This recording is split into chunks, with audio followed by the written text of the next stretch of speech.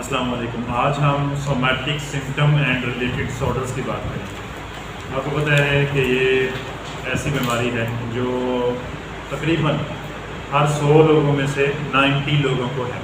DSM-4 TR के मुताबिक एक डिसऑर्डर था जिसका नाम था सोमैटोफॉर्म डिसऑर्डर, जिसके रिलेटेड सोमा से रिलेटेड था, यानी ऐसी बीमारी जिसमें वजूहात या रीज़न्स साइकोलॉजिकल होती हैं मगर सिम्टम जो हैं वो बॉडीली होती हैं, फिज़िकल होती हैं। यानी कोई भी ऐसा प्रेशर, कोई भी ऐसी चीज़ जो नापसंद है जिसके बायस इंसान कंप्लेंट्स करता है जिस्मानी दर्द की। इसका जो नया नाम है DSM-5 के अकॉर्डिंग वो है somatic symptom disorder and related disorders. इसकी कैटेगराइज अगर करें इसे तो इसमें एक कैटेगरी है somatic symptom disorder, illness anxiety disorder. हमारे पास सोमैटोफॉर्म या सोमैटिक सिम्टम डिसऑर्डर्स के बेशुमार पेशेंट्स आते हैं। इलनेस एंजाइटी डिसऑर्डर जिसमें हम डिटेल से करेंगे, इसमें इंसान को अपनी बीमारी का खौफ होता है कि मुझे कोई बड़ी बीमारी लाहक है, ये बीमारी किसी की समझ में नहीं आ रही, इसका इलाज कैसे होगा। तो वो तरह तरह की साइकोसोमैटिक कंप्लेंट्स करता है जिसकी कोई वजूहात जिस्मानी नहीं होती। ज़हनी वजूहात की बिना पर जिस्मानी दर्द का शिकार रहते हैं लोग। इसके बाद है कन्वर्जन डिसऑर्डर, जिसे नई कैटेगरी में DSM-5 के according functional neurological symptom disorders कहेंगे। इसमें क्या होता है? Conversion is a mental condition in which a person has blindness other neurological symptoms, यानी एक ऐसा डिसऑर्डर जिसमें होता तो ये भी सोमैटोफॉर्म की कैटेगरी में है, सोमैटिक इलनेस ही है, यानी वजूहात ज़हनी है और अलामात आ रही हैं जिस्मानी। आमतौर पे इसे फंक्शनल कह दिया जाता है। फंक्शनल कहने का मतलब क्या है? ये एक ड्रामाबाजी सी है कि इंसान आता है तरह तरह के सिम्टम्स के साथ, वो कहता है मुझे नज़र नहीं आ रहा। कोई आते हैं वो म्यूटिज़म का शिकार हो जाते हैं, वो बोल नहीं पा रहे होते, वो 4 दिन हमारे पास रहते हैं, वो सेट हो जाते हैं। अब उनकी बीमारी क्या होती है? उनका मामला ज़हनी होता है। ज़हनी मामला हमने निकालना होता है, हमने साइकोथेरेपी या साइकोथेराप्यूटिक टेक्निक्स के ज़रिए उसके ज़हनी मामले को निकालना होता है, या फिर अवर्सिव थेरेपी देनी होती है। ठीक है, उसे गोल्डन लगा देंगे या उसे कोई ऐसा अवर्जन देंगे जिसकी वजह से वो उस कैफियत से बाहर निकलेगा। क्या आपको कन्वर्जन डिसऑर्डर की समझ आ रही है?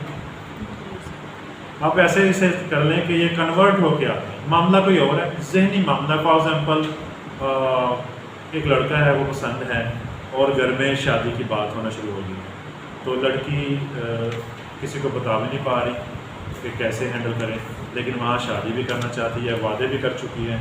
तो अब उसको क्या होगा? उसे दिखना बंद हो गया, उसको सांस आना बंद हो गया। तो सारे लोग तो कहेंगे ये ड्रामा कर रही है, सांस आ रहा है। वो कहेगी कि मेरा दम घुट रहा है, मुझे सांस मुश्किल से आ रहा है। तो इसको अंडरस्टैंड करना चाहिए, ये एक फंक्शनल न्यूरोलॉजिकल डिसऑर्डर है, यानी फंक्शंस डिस्टर्ब हुए हैं। किसके बायस डिस्टर्ब हुए?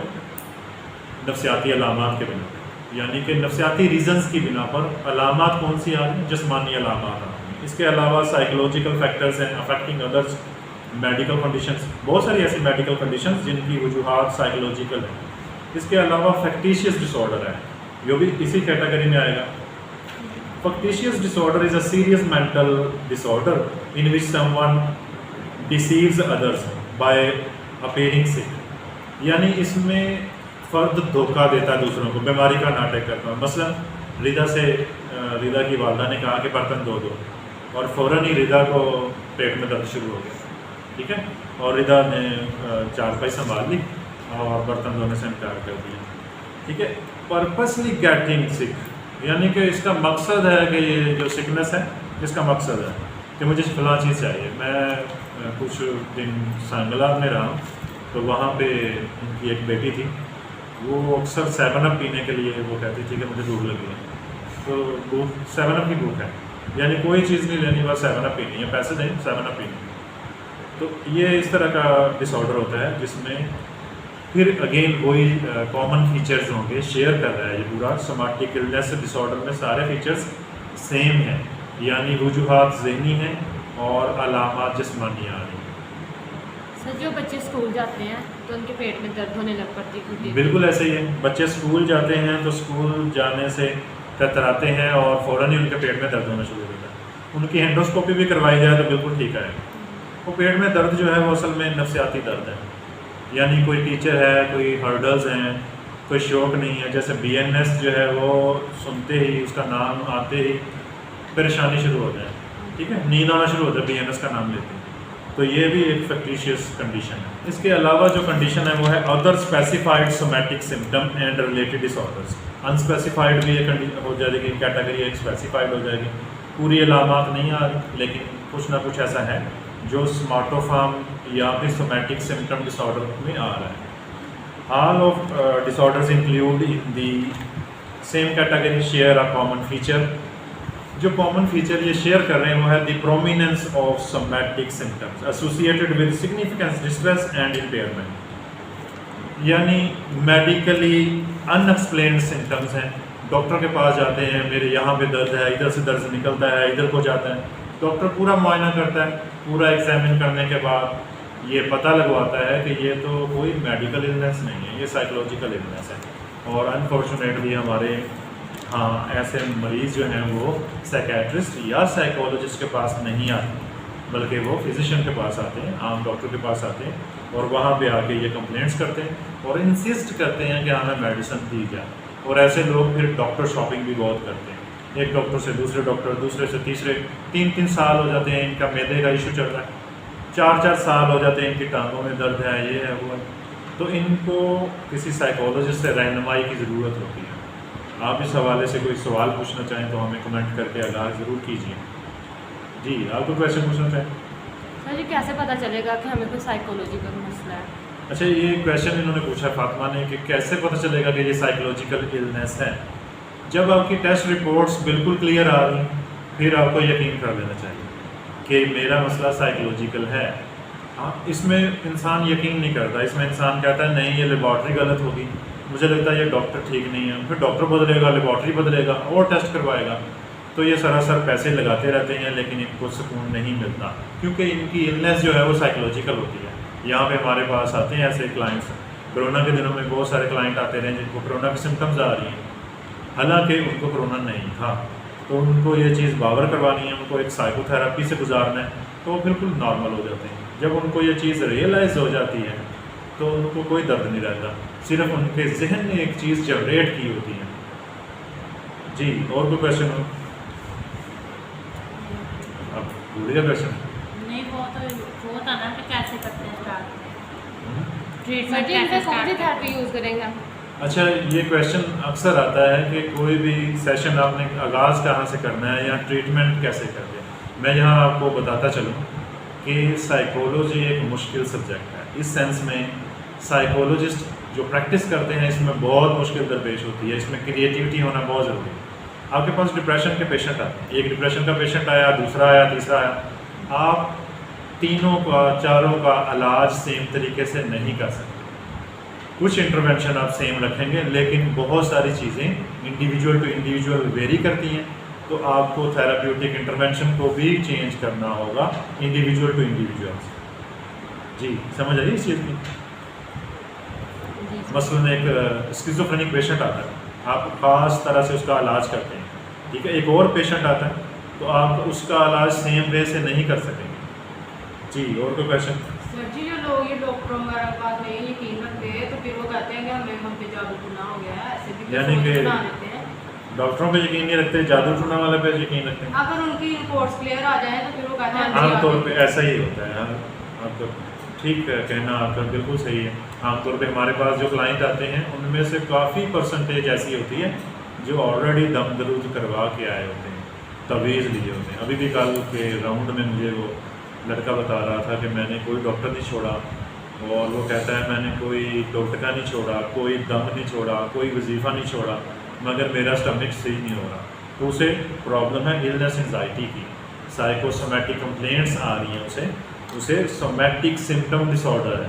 फिर देखना होता है, नैरो डाउन करना होता है, DD डिफरेंशियल डायग्नोसिस के कौन सी कैटेगरी में वो आ रहा है। तो जी कौन सी में आ रहा था? इलनेस एंजाइटी में। जी, और कोई क्वेश्चन? सर जी कुछ लोग ऐसे होते हैं कि उन्हें मेडिसिन दी जाती है, जो मर्जी उन्हें कलर एक कलर की दे दे। मेरी अम्मी कहते हैं कलर दे दे, उन्हें मेडिसिन मिलनी चाहिए उसी कलर की, वो ठीक हो जाती है जब खाती है। ये बिलीव सिस्टम होता है कि वो उनको लगता है कि फ़लाँ मेडिसिन ने मुझे इफ़ेक्ट किया, मैं फ़लाँ मेडिसिन से ही ठीक हूँगा। मैं जब भी सर दर्द होता है तो मैं ये मेडिसिन लेता हूँ तो इसी से सही होता है, या जब भी मेरा ये प्रॉब्लम होता है कोई तो मैं फ़लाँ डॉक्टर के पास जाता हूँ तो ही मैं सही होता हूँ। तो ये भी साइकोलॉजिकल है, साइकोलॉजिकल एसोसिएशन बन जाती है कि फ़लाँ के पास जाऊँगा तो मैं सेट हो जाऊँगा। ठीक है, तो वो साइकोलॉजिस्ट का काम वो फिजिशियन कर रहा होता है, उसने अपनी फैन फॉलोइंग बनाई होती है। इलाज जो है वो नफसियाती हो रहा था बिलीव के जरिए। ठीक है सर जी, जो आपने बताया कन्वर्जन डिसऑर्डर है, मतलब कि कन्वर्ट हो जाता है, इसमें हम ये भी कह सकते हैं कि वो फर्द अपने सूरत से फरार हासिल करने के लिए कोई और। बिल्कुल ऐसे ही है, असल में तो फरार ही होती है, लेकिन वो फरार क्या होती है, वो जिस्मानी तौर पे दर्द होता है। एक बड़ा फेमस केस है मेरा, मैं अक्सर डिस्कस करता हूँ कि एक लड़की है, उसे पसंद है एक लड़का, साथ वाली गली में रहता है, लेकिन उसे अपने भाइयों का एक खौफ है कि मेरे भाई इस चीज़ को एक्सेप्ट नहीं करेंगे, लेकिन उसे ये श्योरिटी है कि वो लड़का जो है वो मेरे से सिंसियर है और वो अच्छा है। उसके भाई उसे समझा रहे हैं कि वो तुम्हारे साथ अच्छा नहीं है, उसके वालिद उसे समझा रहे हैं तुम्हारे साथ वो अच्छा नहीं है, लेकिन वो इस चीज़ को अंडरस्टैंड नहीं करता। मेरा तो इतने अर्से से राब्ते में, मेरे लिए तो सिंसियर है। ऐसे में क्या होगा, ऐसे में जब वो दिल छोड़ जाएगी तो क्या होगा, दर्द होगा, हाँ दिल पे दर्द होना शुरू हो जाएगा। ठीक है, टांगों में दर्द होना शुरू कर देगा, कोई भी इलनेस हो जाएगी, यानी कि सोमैटिक सिम्टम्स आना शुरू हो जाएंगे। सोमा बॉडी को कहते हैं। ठीक है, सोमैटिक सिम्टम्स आएंगे, बॉडीली सिम्टम्स आएंगे, जबकि इसकी वजह सरासर साइकोलॉजिकल होगी कि जो चीज़ वो चाह रही है, चूँकि हम जज्बात से बने हुए हैं, हमारे अंदर एहसासात हैं, जज्बात हैं। जब भी हमारे एहसासात या जज्बात मजरू होते हैं, जब वो बैलेंस नहीं होते, उनका उबाल सही जगह पे नहीं निकलता या उनको दबा दिया जाता है, तो हमें सोमैटिक सिम्टम की कैफियत होती है। तो सर हम जज्बात को नॉर्मल कैसे करें? जी, कैसे नॉर्मल वे में लेके आए फिर? जज्बात को नॉर्मल करने के लिए शुरू से ही बच्चे को ये सिखाना चाहिए। मसलन मैं एक छोटी सी मिसाल देता हूँ, हमारे मुल्क में कोई तरबियत नहीं दी जाती। अभी एक्सीडेंट हो जाए या आग लग जाए तो हमें कोई किसी को नहीं पता क्या करना है, पता किसी को आग लग जाए क्या करना है। हंगामी सूरत हाल से निपटना हमें सिखाया ही नहीं जाता। अब बाहर के ममालिक में आमतौर पे एंजाइटी हो या टेंशन हो तो वो फौरी तौर पे अपने हाथों को ऐसे करके इजहार करते हैं।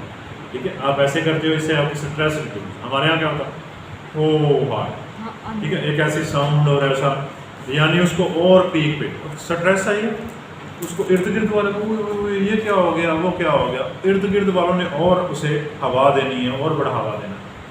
ऐसा होता है ना जी।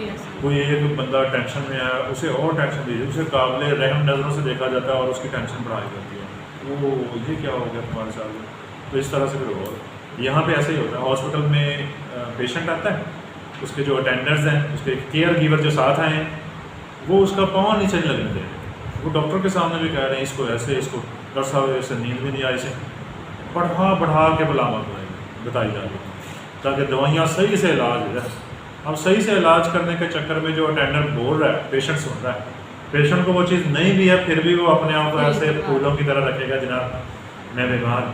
सर जी, फिर उस पेशेंट में वो सिम्टम्स आने लग जाती है ना, अगर कोई बीमारी ना बिल्कुल, अगर नहीं है तो वो भी आएगी। ठीक है, वालदा है तो वालदा को बच्चे की फिक्र है, वो कहेगी मेरी बच्ची को उल्टियाँ क्यों नहीं रुक रही, वॉमिटिंग क्यों कर रही, उसे सारा कुछ समझाएंगे, उसकी सुई वहीं पे होगी। अच्छा फिर ये उल्टी आने की क्या वजह, आपने पूरा ब्रीफ कर दिया कि जनाब इसकी लाइफ में कोई हर्डल है, किसी चीज़ को इसने सोचा हुआ है, उस वजह से इसको ऐसा महसूस होता है कि मुझे उल्टी आ जाएगी, मेरे से खाया नहीं जाएगा। लेकिन उसकी वालदा वहीं पर सोचती है नहीं डॉक्टर साहब फिर उल्टी क्यों होता है। तो आप उसको साइको एजुकेट करना है, आपको उसे कहना है कि आप अपनी बेटी को बड़ा मान लें, बड़ा होने दें, पैम्पर्ड लाड प्यार ना ज़्यादा करें, उसे थोड़ा सा छोड़ें। ठीक है, मैं यहाँ पे अप्लाई करता हूँ ये रूल। जब स्टेयर्स से पेशेंट को पकड़ कर तीन बंदे पकड़ के ला रहे होते हैं, जब वो बैठता है एक सेशन के बाद, मैं उसके अटेंडर्स को कहता हूँ कि इसको चलने देना, नहीं मरता है। अटेंडर्स का दिल होता है इसे उठा के, हमारे जिगर का टुकड़ा, हम इसे क्यों ऐसे छोड़ें। मैं उनको समझाता हूँ कि अगर आप इसकी सेहत चाहते हैं तो केयर कम कर दें, वो तरीके से केयर कम करेंगे हम तो उसका इफेक्ट आएगा और में इंशाल्लाह वो सेहतयाब होगा। ठीक है, अगर उसे सीरियसली मसला भी है ना तो उस मसले को बढ़ावा ना दिया जाए, उस मसले पे क्या कहा जाए, हिम्मत दी जाए। उसको इस नज़र से ना देखा जाए कि जैसे वो तुम्हारे साथ ऐसा क्यों हो गया, ऐसा क्या है, वो और खुद तरसी का शिकार होकर फंक्शनल हो। उसे ये कहा जाए सबके साथ होता है, आपके साथ भी वह ये भी नहीं करना। फिर क्या कहना चाहिए? उसको ये ना ये कुछ एहसास नहीं देना पता। चाहिए कि तुम्हें बहुत वाकई तुम्हें बहुत बड़ी बीमारी है, लेकिन ये ऐसे सही हो जाएगी, अभी मेडिकेशन हो रही है, तुम तो माशाल्लाह पहले से तुम्हारा रंग भी बेहतर है, तुम तो बेहतर हो रही है। उसे हिम्मत देनी चाहिए। ठीक है, होता क्या है, अटेंडर जो है वो कहता है डॉक्टर चंगी तरह देख के नहीं गया, उसे चाहिए था ये कर देता, अब इसको ये क्या करना है, वो क्या, यानी कि वही नेगेटिविज्म या रिफ्यूज़ करना, नहीं इतना कुछ होने के बावजूद भी रिफ्यूज़ करना, नहीं ऐसे नहीं, उतनी केयर नहीं मिली जितनी केयर मिलनी चाहिए। अटेंडर को चाहिए वो अपने फ़राइज़ को समझे और पेशेंट के इलाज में डॉक्टर्स की मदद करे, जबकि वो पेशेंट के साथ मिलके पेशेंट की तबाही में मदद करना शुरू कर दें।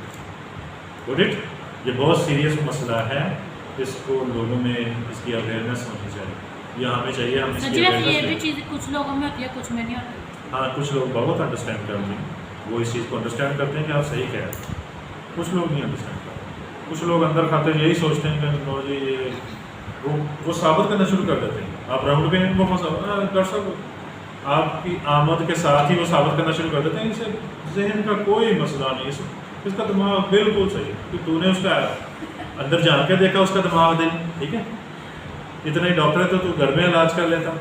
तो मसला फिर यही होता है कि वो साबित करना चाहते हैं, इंसल्ट फील करते हैं। अगर किसी को कह दिया जाए ना कोई परेशानी या टेंशन है तो इसमें इंसल्ट फील करते हैं। कैंसर कह दिया जाए ना तो बड़ा अच्छा, अल्हम्दुलिल्लाह कैंसर है, ठीक है, सॉरी टू से अल्हम्दुलिल्लाह कैंसर है वाली फीलिंग देती है कि जैसे कैंसर होना तो बताएंगे, फ़ोन करके बताएंगे हमारे बच्चे को ये हो गया, वो नफ्सियाती इशू होगा तो चुपके से दबाएंगे, बल्कि मानेंगे नहीं, बीमारी को तो तस्लीम ही नहीं करेंगे। ठीक है, फ़ौरन ही इवन दैट पढ़े लिखे जरा आते हैं, वो आपके पास सेशन लेने आएंगे, जब वो रेफ़र कर देंगे तो है मैं साइकोलॉजिस्ट के पास थी, ये मैं साइकोलॉजिस्ट के पास हूँ, फ़ौरन ही वो ऐसा मुँह बनाएंगे कि रोज़ ही मुझे ये पागल समझ, एक ही लफ्ज़ जहन में आएगा पागल, पागल साइकोलॉजिस्ट के पास आता है, हालांकि सारे लोगों को ही कुछ ना कुछ साइकोलॉजिकल इश्यूज होते हैं और इसकी हेल्प लेना गुनाह नहीं है। बस साइकोलॉजिस्ट जब कोई कहता है हम इसमें कर रहे हैं तो वो यही फर्स्ट वर्ड ये था पागल। पागलों की बिल्कुल बात ऐसा ही है। है, वो यही तो नॉर्मल का भी या ट्रीटमेंट होता ही या है। वो साइकोलॉजिस्ट को नजूमी समझते हैं, ठीक है, कि मुझे देख के बताओ कि मुझे क्या हाँ जी, है, मैं क्या इसी सोच तरह। रहा हूँ, ठीक है, आप नजूमी नहीं है, आपने एक set of techniques psychological test के थ्रू पता लगवाना है कि अगला बंदा कैसी थिंकिंग का, क्या उसकी पर्सनैलिटी है, ठीक है, उसमें भी इट सीम्स टू बी हतमी फैसला नहीं करना, वो बदल भी सकता है, आपके रिजल्ट वेरी भी कर सकते हैं टाइम ड्यूरेशन के साथ, ठीक है जी। कोई और क्वेश्चन? जैसे जी जिधर आप शादी पे गई ना तो इसकी उधर एक कज़न की भाभी थी, वो इसके पास ऐसे आके बैठना कहता मेरा बताओ मैं मेरी पर्सनैलिटी कैसे है, आप साइकोलॉजिस्ट तो ऐसे एक दफ़ा वो देखने में सुनेगी। कितने ना एक्सेस कर सकते हैं हम लोग। आपने बता देना था, बता आपने दें। अच्छी अच्छी चीज़ें बता देनी थी। हमारे पास आ जाते हैं इंगेजमेंट होने वाली है या होगी है या निकाह होने वाला है, तो ये मेरा जी इसकी तस्वीर देख के बताएं, यकीनन मैं फेस रीडिंग पे भी लेक्चर दूंगा, ठीक है।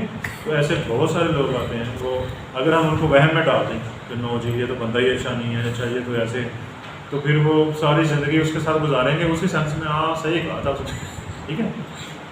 तो इस वजह से हमने पॉजिटिव बताना है या बताने से इनकार करना है, ठीक है। देखना है कि पर्पस क्या है, ये जो हमारे से टेस्टिंग करवाई जा रही है, नजूमीपन करवाया जा रहा है, इसका पर्पस क्या है वो देखना है। और कोई क्वेश्चन है? That's it.